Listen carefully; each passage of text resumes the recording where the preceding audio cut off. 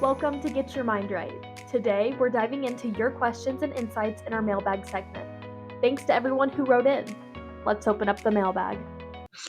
Hey, it's Mailbag Friday. And you know what that means?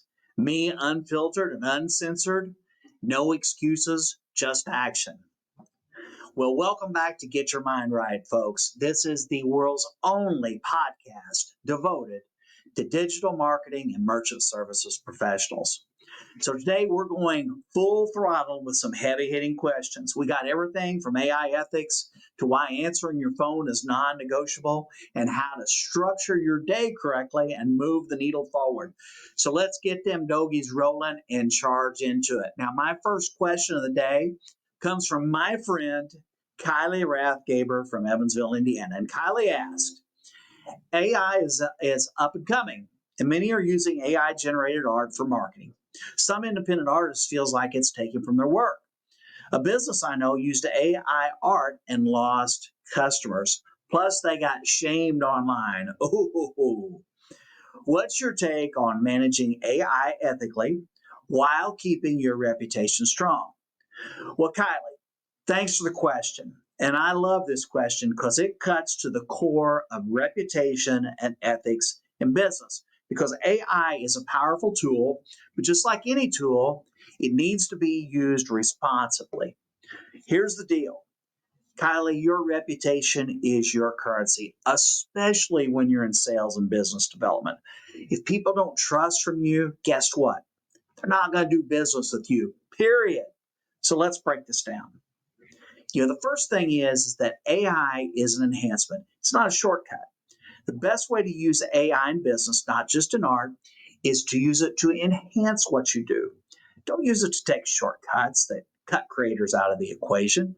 If you're using AI generated content, be transparent about it. And the next thing to do is give credit where it's due. If you're using AI tools trained on existing artwork, for example, in your instance, Kylee, it's good practice to acknowledge that. Think about licensing options or supporting artists in other ways. Now, same goes for authors. Always want to footnote this if this is based off of someone else's original work. The next thing, Kylee, is that your reputation is built on trust. The second that you do something that feels shady, guess what? Your customers are going to sniff it out because it's not authentic, Kylee. It is not you. And if you get called out online like this person that you mentioned here, that stain does not wash off easily. So ask yourself, would my customers feel good about how I'm using AI? If that answer isn't a solid yes, rethink about it. So the bottom line, Kylee, AI is a tool, but your reputation goes forever. Use it wisely and you won't end up on the wrong side of an internet takedown. Thanks for the question, Kylee. My next question comes from Dawson Demmett from Boonville, Indiana.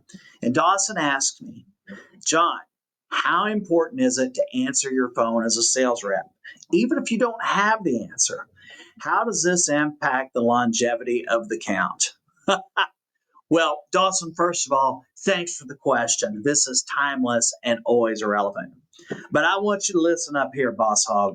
If you're in sales, you have got to answer your phone. That's it. Game over, baby, because your phone is your lifeline. I don't care if you have the answer or not. You pick it up. Here's why. Because your responsiveness builds trust with your clients. Because when a client calls you, they're not just looking for an answer, they're looking for reinsurance. Even if you don't have the answer, saying, I hear you, I've got you, and I'm going to find out is better than silence. Next thing, Dawson, is unanswered calls equals lost accounts. Because you know what happens when merchants can't reach you? They start looking for someone else, someone they can reach. And when they find that person, guess what? You're on the outside looking in. You may never hear from them again. That's how you lose accounts overnight.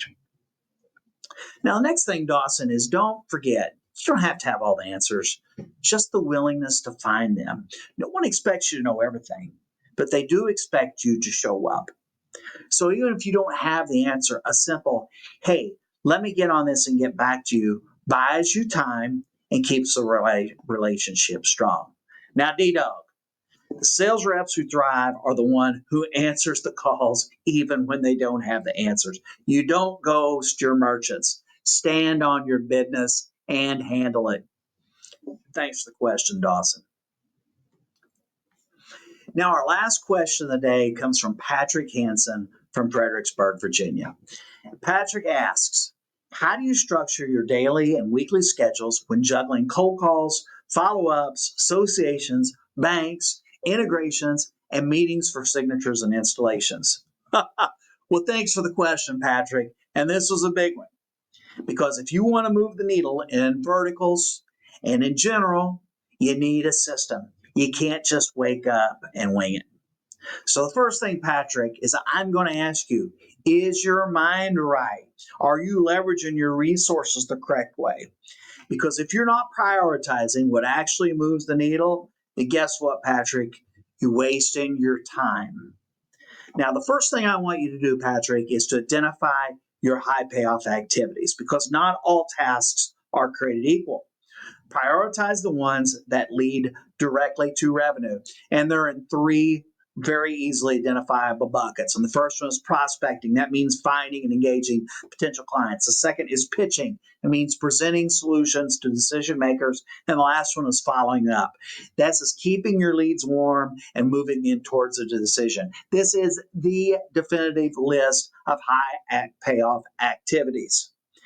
Focus on them if you want to move the needle. Now, Patrick, the next thing, it's crucial that you know yourself, okay? Because your high payoff activities require big energy.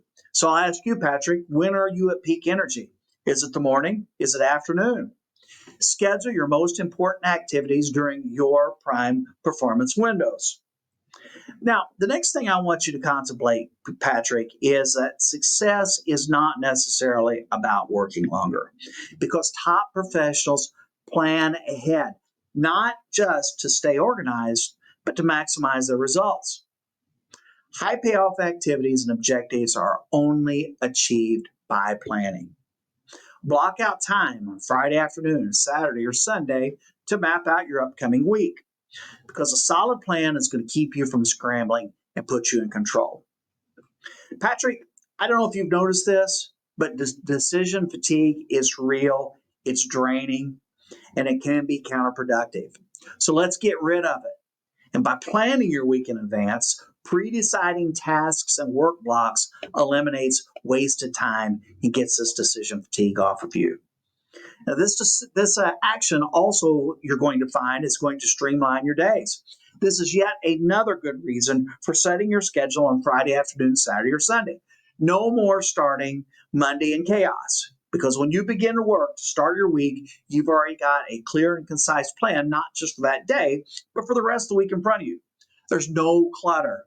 Patrick, your mind is free to focus on the tasks at hand. The next thing is that proactive problem solving goes hand in hand with decision fatigue. Because when you make your week's calendars, Patrick, your priorities are going to become very apparent. Naturally, you're going to strategically schedule items and make top cognizant choices. This allows you to anticipate challenges before they become roadblocks.